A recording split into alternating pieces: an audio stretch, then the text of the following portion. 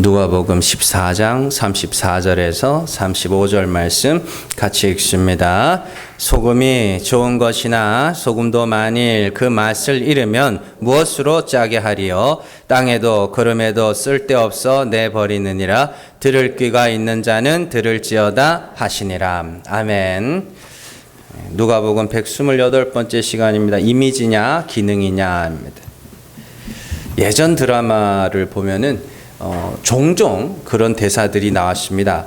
누군가가 너답지 않게 왜 그래? 뭐 이렇게 말을 하면은 상대방이 나다운 게 뭔데? 뭐 이러면서 그런 대화들이 자주 등장했던 것 같습니다. 개성을 중요시하던 시대에 너답다. 그런 말은 좀 나쁜 의미로 많이 사용됐었죠. 왜냐하면 누군가가 나를 그렇게 정해놓은 거예요. 너는 이래야 돼라고 정해놓고 그 자기가 정해놓은 것과는 다르게 다른 반응이 나오면 너답지 않다 이렇게 표현을 하는 거죠. 그런 겁니다. 저는 화를 낼 수도 있고 참을 수도 있고 또 조용히 할 수도 있고 시끄럽게 할 수도 있죠. 그게 나라는 사람입니다. 그런데 어떤 사람이 너는 무조건 참아야 되는 사람이며 너는 조용한 사람이다라고 정해놔요. 그러면 제가 가끔 너무 못 참는 일이 있어서 화를 내면 너답지 않다는 거예요. 너답지 않게 왜 그래? 원래는 조용한 사람이어야 되는데 시끄럽게 하면 너답지 않게 왜 그래? 이런 말을 한다고요. 그러면 이제 열이 받는 거죠. 네가 뭔데 나를 그렇게 정하냐고 그렇게 이야기하죠. 그런데 이제 최근에 한 토크쇼에서 그 여자 아나운서 한 사람이 나와서 이렇게 대화 중에 여성스럽다 뭐 이런 말을 하니까 그 여자 아나운서가 나는 여성스럽다는 말이 너무 싫다는 거예요. 그러면서 그럼 뭐라 그래야 되냐? 칭찬할 때 뭐라 그래야 되냐? 그러니까 너답다 해주래요. 너답다. 그래서 이게 도대체 어느 장단에 놀아야 되는지 그런 생각이 있어요. 뭔 말인지는 알죠, 사실은. 그 옛날 드라마에서는 다른 사람이 정하는 너고 그 여자 아나운서가 했던 건 그냥 내가 정한 나 그렇게 해달라는 이야기죠.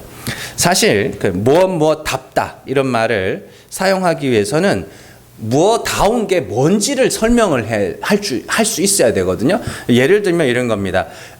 목사답다, 목사답다라고 했을 때 과연 목사다운 게 뭔지를 말로 설명을 할 수가 있어야 됩니다.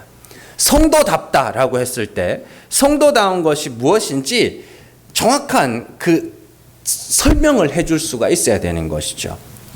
제가 지금은 뭐 잘 모르겠습니다만은 옛날에 부교육자 생활, 전도사 생활하고 막 이럴 때 제일 많이 들었던 말이 이 전도사님은 전도사님 같지가 않아요. 뭐 그런 말을 되게 많이 들었습니다. 정말로 하여튼 보는 사람들마다 다 그런 말을 했습니다.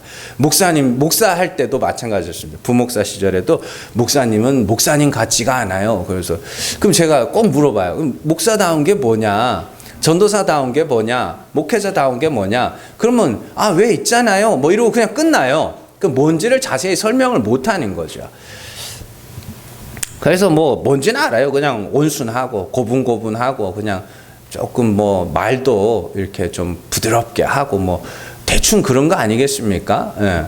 근데 아마도 그 대부분이 그런 생각하는 목사답다, 목사다움 이런 게 그런 겁니다. 그러니까 그걸 뭐라 그러냐면 그런 걸 이미지라 그러는 거예요. 이미지. 뭔가 딱히 설명은 할 수 없는데 그냥 목사라고 하면 딱 떠오르는 그거.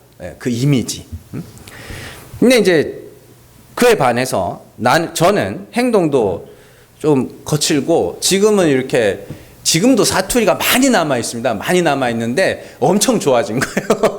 옛날에는 대놓고 막 썼거든요. 그러니까 이 경상도 사투리 이렇게 보면은 좀 이렇게 약간 거칩니다. 거칠고 말도 좀 억세고 좀 그런 게 있습니다. 그래가지고 또 이렇게 행동도 되게 과격했어요. 그래가지고 많은 사람들이 저보고 목사 안 같아, 전도사 안 같아요, 그런 말들을 많이 했습니다.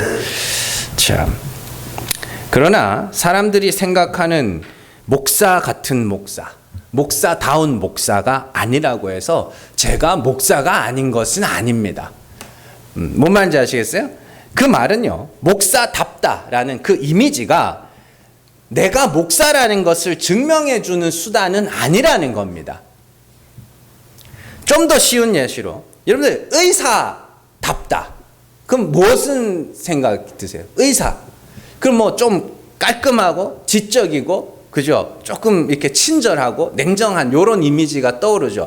그러나 실제로 의사들을 이렇게 여러 의사들을 만나보신 분들은 알겠지만 다 그런 건 아니거든요. 좀 막 무식하고 무식해 보이고 무식한 건 아니에요. 무식한 의사가 될 수 없으니까 무식해 보이고 좀 지저분하고 불친절한 사람들도 있습니다. 그러나 그렇다고 해서 그 사람이 의사가 아닌 것은 아닌 거죠.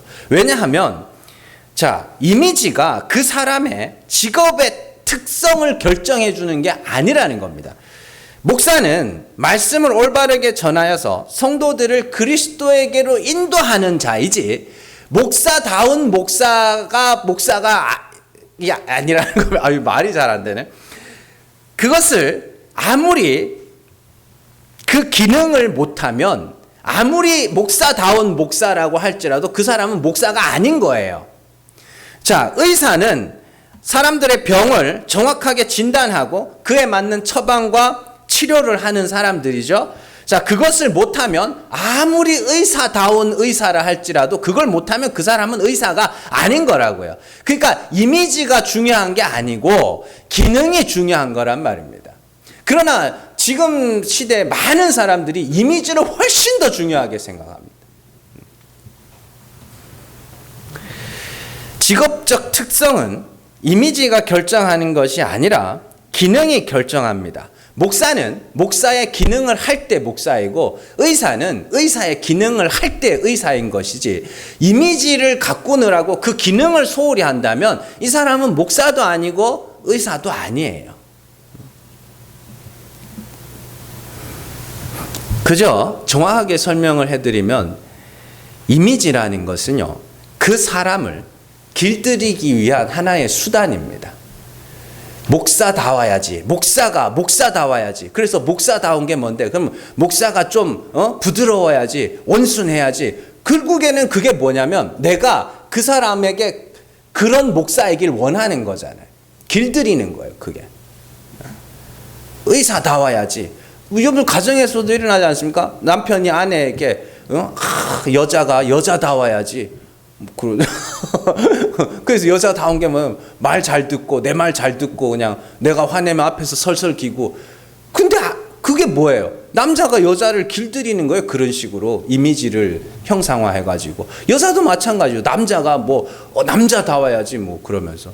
남자다운 게 뭔데? 여자 발밑에서 설설 기고. 뭐 서로 그러는 거 아닙니까? 남편은 남편의 기능을 해야 되고 아내는 아내의 기능을 해야죠. 부모는 부모의 기능을 해야 되는 거고. 그러니까 여러분들이 성경을 잘 보시면 그런 구절들을 많이 볼 수가 있습니다. 남편은 아내를 사랑하고 아내는 그 남편에게 존경하고 감사할 줄 알고. 이거예요, 사실은. 자, 오늘 말씀에서 예수님도 이와 똑같은 말씀을 하시죠. 소금이라는 것이 있는데 어떤 소금은 소금의 이미지를 갖고 있지만 소금의 기능인 맛을 내지 못하는 소금이 있다고 합니다. 자, 그러면서 소금의 기능인 짠맛을 내야 소금이지, 요 말씀을 하시는 거예요. 소금처럼 보이지만 소금이 아닌 이유는 그것이 짠맛이라는 기능을 발휘하지 못하기 때문이다. 이렇게 말씀을 하시죠. 다른 말로 하면 내가 생각하는 소금처럼 보이지 않는다고 할지라도 소금의 기능을 한다면 그게 소금이야.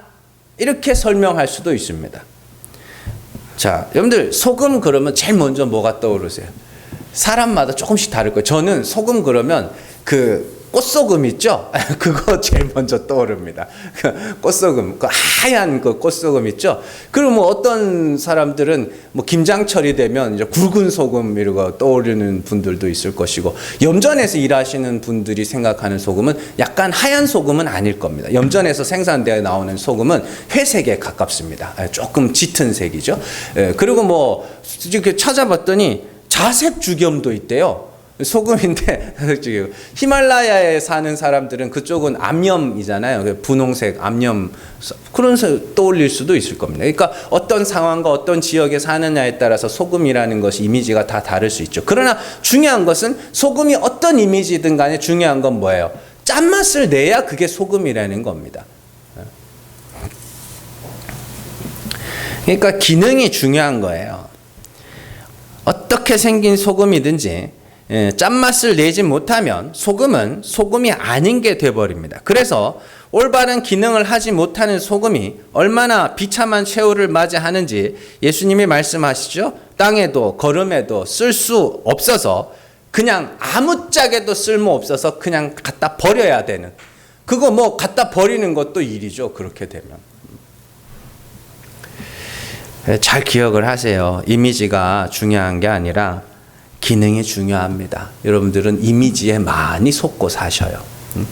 국회의원들도 마찬가지입니다. 이미지가 중요한 게 아니라 기능이 중요한 거. 정치인들도 뭐 회사 다니는 사람들도 다 마찬가지입니다.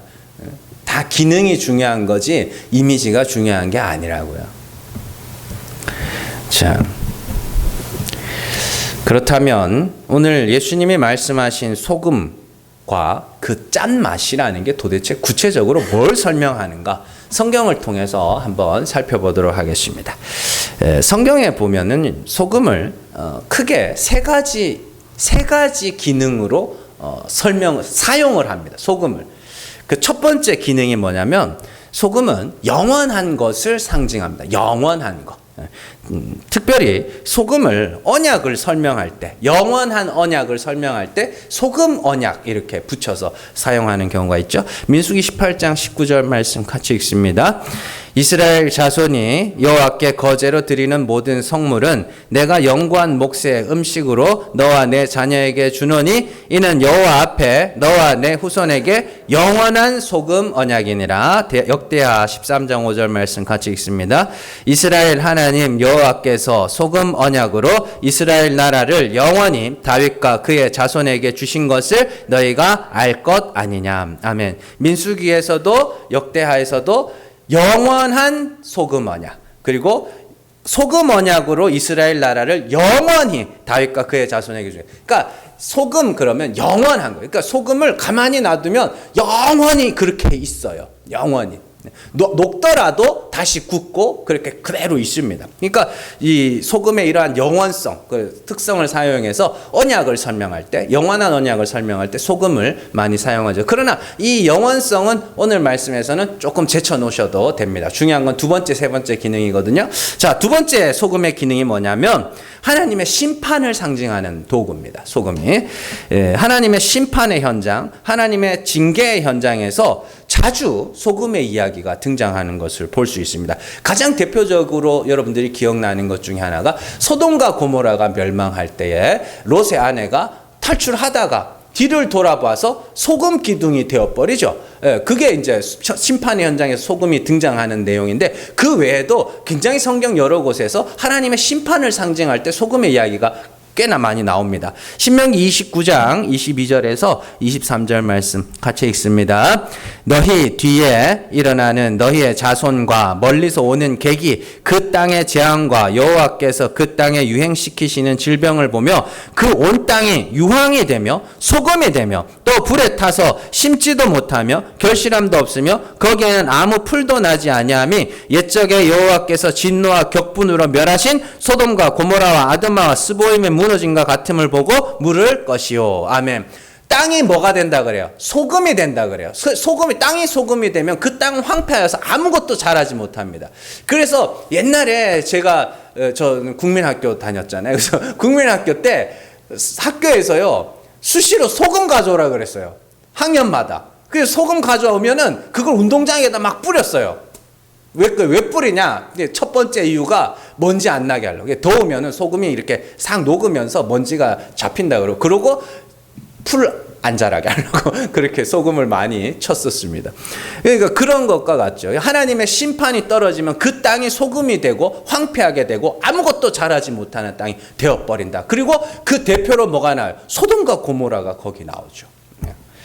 자, 그래서 땅이 소금이 된다는 것. 그건 하나님의 재앙과 하나님의 심판을 상징하는 것이죠. 그래서 심지도 못하고 결실도 못하고 풀도 나지 않는 황폐한 땅으로 만들어진다. 이렇게 이야기하죠. 스바냐 2장 9절 말씀 같이 읽습니다.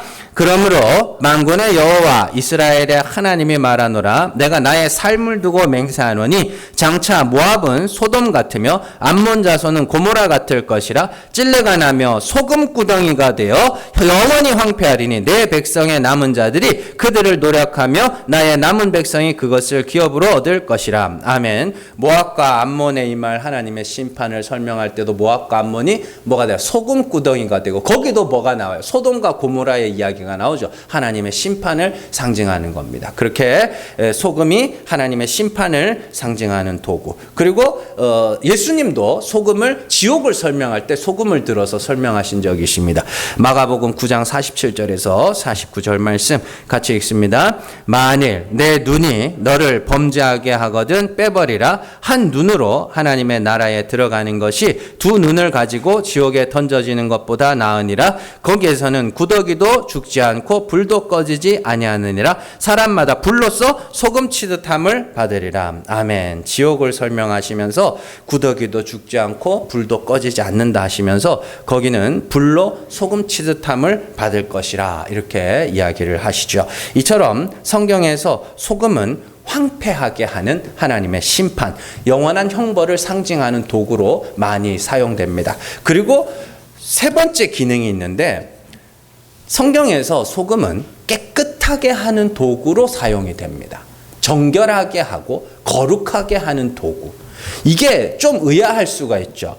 분명히 앞에서 두 번째 기능은 뭐였어요? 하나님의 심판을 상징하는 도구였잖아요. 그런데 성경에서는 이걸 또 깨끗하게 하는 도구로도 소금이 많이 사용되는 것을 볼 수 있습니다. 출애굽기 30장 34절에서 36절 말씀 같이 읽습니다. 여호와께서 모세에게 이르시되 너는 소합향과 나감향과 풍자향의 향품을 가져다가 그 향품을 유향에 썩되 각기 같은 분량으로 하고 그것으로 향을 만들되 향 만드는 법대로 만들고 그것에 소금을 쳐서 성결하게 하고 그 향 얼마를 곱게 찌어 내가 너와 만날 회막 안 증거계 앞에 두라. 이 향은 너희에게 지극히 거룩하니라. 아멘. 이거 성막에 쓰는 향단에 쓸 그 향을 만들 때 그 묘사하는 건데, 잘 보시면요, 이 여러 가지 재료를 조합한 후에 거기에다가 소금을 치라고 합니다. 그래놓고 36절에 보시면 그 향은 지극히 거룩하다 하고 하시며 35절에 보시면 소금을 쳐서 성결하게 하고, 이게 뭐냐면, 자, 그 소합향과 나감향과 풍자향을 유향과 섞어가지고 향을 만드는데 그 향이 거룩한 게 아니고 거기에 소금이 뿌려짐으로 그 향이 거룩하게 되는 겁니다. 자, 쉽게 예를 들게요. 여러분들 백화점에서 파는 옷 있죠, 옷. 백화점에 파는 옷과 시장 바닥에 파는 옷이 만들어지는 곳이 과연 다를까요? 같은 데서 만들어집니다. 제가 옛날에 옛날에 말리동 아세요? 청파동 말리동 그 서울역 뒤쪽에 있는 거기, 그쪽 동네에서 사역할 때 그 교회에 옷 만드시는 분들이 많았어요. 거기는 옷 공장들이 되게 많거든요. 작게 해가지고 하는. 근데 한 공장에서 만드는데 어떤 거는 이렇게 택 붙어가지고 백화점으로 가고 어떤 거는 시장으로 가고 그래요. 그러니까 여러분들이 그냥 이거 택 하나 붙으면 어떤 거는 백화점 물건이 되고 이거 안 붙으면 시장 물건이 되는 거예요. 그렇게 생각하시면 됩니다. 소금이 쳐지면 그 소금이 그 향을 거룩하게 만들고 성결하게 만드는 거예요. 그러나 소금이 없으면 그냥 향일 뿐입니다. 그렇게 생각하시면 돼요. 이처럼 소금이 그 향을 거룩하게 만드는 거예요. 깨끗하게 만드는 겁니다. 그래서 하나님은 향도 소금으로 거룩하게 하라고 하지만 사람이 드리는 모든 소제물에도 소금을 섞으라는 율법을 주시죠. 왜냐하면 소금이 거룩하게 만드는 것이기 때문에 너희 소제물은 거기다가 소금을 쳐서 거룩하게 만들어서 드리라고 이야기를 하죠. 레위기 2장 13절 말씀 같이 읽습니다. 내 모든 소제물에 소금을 치라. 내 하나님의 언약의 소금을 내 소제에 빼지 못할지니 내 모든 예물에 소금을 드릴지니라. 아멘. 하나님이 소금 친 것만 받으신다는 이야기예요. 왜냐? 소금이 뭐 하는 거기 때문에 깨끗하게 만들고 거룩하게 만드는 것이기 때문에 소금을 소제물은 곡식으로 드리는 겁니다. 그 소제물에는 소금을 쳐서 바쳐라 그렇게 이야기를 하시죠. 또한 이스라엘에는 갓 태어난 아기는 부정한 자로 여겼습니다. 그래서 갓 태어난 아이에게 소금을 치는 그런 예식도 있었어요. 자, 에스겔 16장 4절 말씀 같이 읽습니다. 내가 난 것을 말하건대 내가 날 때에 내 배꼽줄을 자르지 아니하였고 너를 물로 씻어 정결하게 하지 아니하였고 내게 소금을 뿌리지 아니하였고 너를 강보로 싸지도 아니하였나니. 아멘. 이겠죠. 그러니까 이 아이가 자랐는데 아무도 안 돌봤다는 걸 설명하면서 탯줄도 안 잘랐고 물도 씻어주지도 않았고 소금을 치지도 않았다 이렇게 이야기. 부정한 것을 쫓아내는 도구로 소금이 사용됐던 것을 볼 수가 있는 것이죠. 그 우리나라에도 마찬가지잖아요. 우리나라 여러분들 이렇게 좀 이상한 사람들 장사하시는 분들은 아실 거 아닙니까? 이렇게 누가 왔다 가면 재수 없으면 어떻게 해요? 야, 소금 가져라. 소금 가져라. 소금 치는 거죠. 그래서 부정한 건 물러가게 하려고 그렇게 하기도 합니다. 참 신기해요. 그게 보면은 여러 나라에 그런 풍습이 있습니다. 실제로. 네. 자, 그렇다면 다시 한번 두 번째 기능과 세 번째 기능을 한번 생각해 보자고요. 소금의 역할은 하나님의 심판을 상징하는 것인가 동시에 깨끗하게 하는 역할을 한다고 합니다. 그 둘이 좀 모순되는 것 같잖아요. 그죠? 심판과 정결함? 이렇게. 그러면 간단해요. 이건 뭐냐면 먼저 심판을 받는 자는 깨끗하여질 것이고 그 심판을 받지 못한 자는 깨끗함을 보지 못한다는 이야기입니다. 예를 들어서 우리나라의 고등어로 제일 유명한 도시가 어디예요? 예? 안동이죠. 근데 여러분들 안동이 바닷가에 인접해 있어요? 아니요.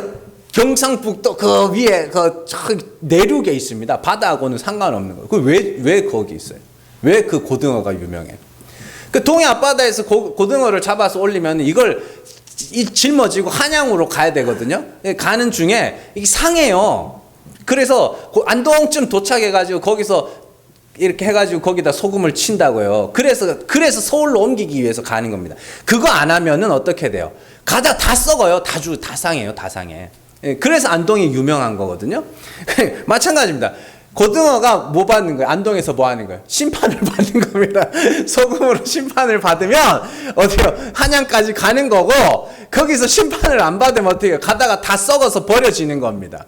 그렇게 생각하시면 돼요. 자, 이와 같은 원리로 먼저 심판을 겪은 자는 영생을 얻게 되지만 먼저 심판을 겪지 못한 자들은 영원한 형벌에 던져지게 되는 겁니다. 베드로전서 4장 17절에서 19절 말씀 같이 읽습니다. 하나님의 집에서 심판을 시작할 때가 되었나니 만일 우리에게 먼저 하면 하나님의 복음을 순종하지 아니하는 자들의 그 마지막은 어떠하며 또 의인이 겨우 구원을 받으면 경건하지 아니한 자와 죄인은 어디에 서리요. 그러므로 하나님의 뜻대로 고난을 받는 자들은 또한 선을 행하는 가운데 그 영혼을 미쁘신 창조주께 의탁할지어다. 아멘. 잘 보세요. 하나님의 집에서 심판을 시작할 때가 됐다 그럽니다. 하나님의 집이 뭐예요? 성전이죠. 그러면 성전은 뭐예요? 성령이 거하시는 전이 누구예요? 우리예요. 그러니까 하나님의 집에서 심판이 시작할 때가 되었다는 건 우리에게 뭐가 하나님의 심판이 임하기 시작했다는 겁니다. 그래서 보시면 우리에게 먼저 하면 우리에게 먼저 그 심판이 시작되면 그 심판을 겪지 않은 자들의 끝이 어떻게 되겠느냐.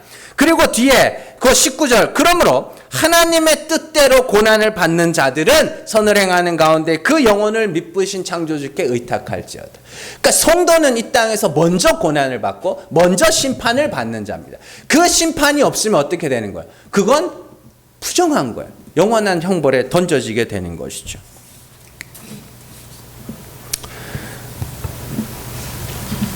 그렇다면 성도들이 먼저 받는 그 심판이라는 게 도대체 뭐냐?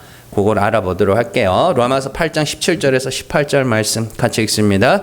자녀이면 또한 상속자 곧 하나님의 상속자요 그리스도와 함께한 상속자니 우리가 그와 함께 영광을 받기 위하여 고난도 함께 받아야 할 것이니라. 생각하건대 현재의 고난은 장차 우리에게 나타날 영광과 비교할 수 없도다. 아멘. 우리가 받아야 하는 심판, 먼저 겪어야 하는 심판이 뭐냐? 그리스도와 같이 받는 고난입니다. 그리스도와 같이 받는 고난. 그리스도와 함께 영광을 받기 위해서 그리스도께서 받은 고난도 함께 받아야 한다. 그리스도께서 받으신 고난이 뭐예요? 십자가의 고난이죠. 십자가에서 예수님이 죄인들의 죄를 다 짊어지고 죄인들의 왕으로서 죽으셨습니다. 그러면 그리스도와 같은 고난을 받는다는 건 나는 십자가에서 죽어야 할 죄인입니다. 이게 우리가 받아야 하는 고난이며 먼저 겪는 심판입니다. 그게 없으면 구원에 이를 수가 없다.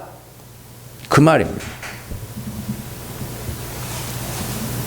그가 받은 고난을 나도 받는다는 것은 내가 십자가에서 죽어야 할 죄인이라는 것을 인정하는 고난입니다. 그러나 현재의 고난은 장차 우리에게 나타날 영광과 좋게 비교할 수 없기 때문에 내가 죽어야 할 죄인이라는 고난을 우리가 능히 감당할 수 있다. 이렇게 이야기를 하는 것이죠. 야고보 역시 사도 바울과 똑같은 말을 합니다. 야고보서를 보면 야고보는 성도들에게 자꾸만 낮아지라 하고 가난해지라 하고 심판받을 자처럼 행하고 말하라고 하며 계속 그런 이야기만 주장창 합니다.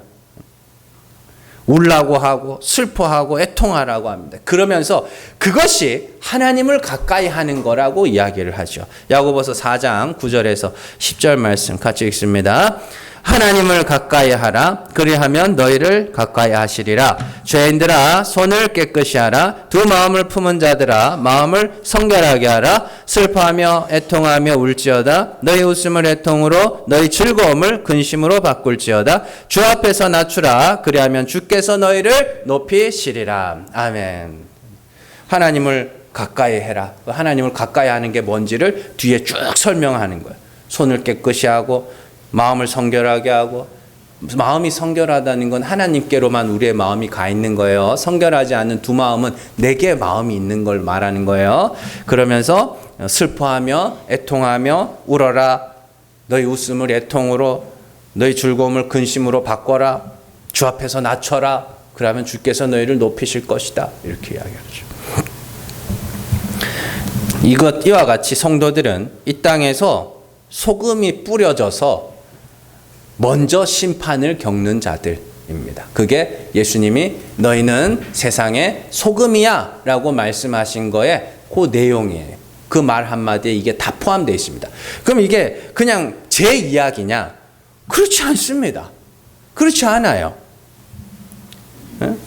앞서 우리가 지난 시간에 배운 내용이 뭐였어요? 제자도에 관한 거였죠. 그죠? 제자도는 어떻게 해야 돼요?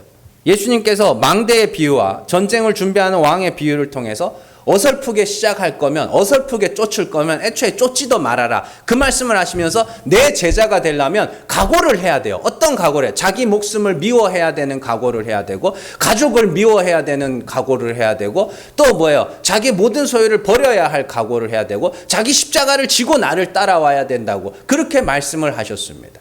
그렇지 않습니까? 그게 뭐예요? 먼저 심판을 겪는 거예요. 그게 먼저 심판을 겪는 거라고요.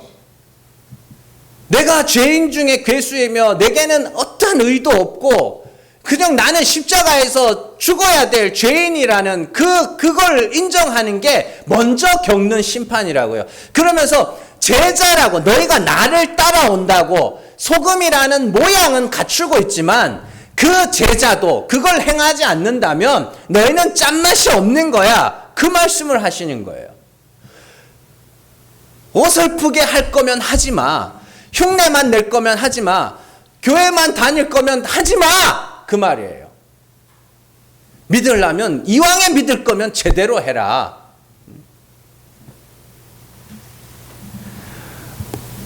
마태복음에서도 똑같은 말씀이 나오는데 마태복음에는 조금 더 정확하게 설명을 해줍니다. 마태복음 5장 13절 말씀 같이 읽습니다.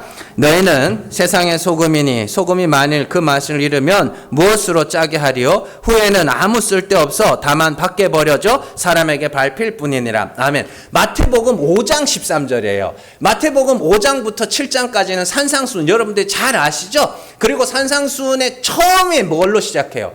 팔복으로 시작합니다. 팔복의 말씀이 끝난 후에 너희는 세상의 소금이라 이렇게 나온다고요. 그러면 그 앞에 팔복이 곧 뭐예요? 먼저 겪는 심판이에요. 팔복이 내용이 뭐예요? 심령이 가난한 자, 애통한 자, 온유한 자. 온유한 자가 뭐예요? 온유한 자는 내게 소망이 없는 자예요. 성격이 부드러운 게 아니라 온유한 자는 내게 소망이 없고 여호와 하나님께만 소망이 있는 자들을 온유한 자라고 합니다. 의에 줄이고 목마른 자. 의에 줄이고 목마르다는 건 내게는 의가 없다는 뜻이에요. 긍휼히 여기는 자. 긍휼이 있는 자라고 번역을 해야 됩니다. 그리고 마음이 청결하자. 화평하게 하는 자. 의를 위하여 박해를 받는 자가 복이 있다. 이게 팔복이잖아요. 그 팔복을 한마디로 요약하면 먼저 겪는 심판입니다. 먼저 겪는 심판. 그래서 너희는 세상의 소금이야. 너희는 먼저 심판을 겪는 자야. 그래서 깨끗해지는 자야.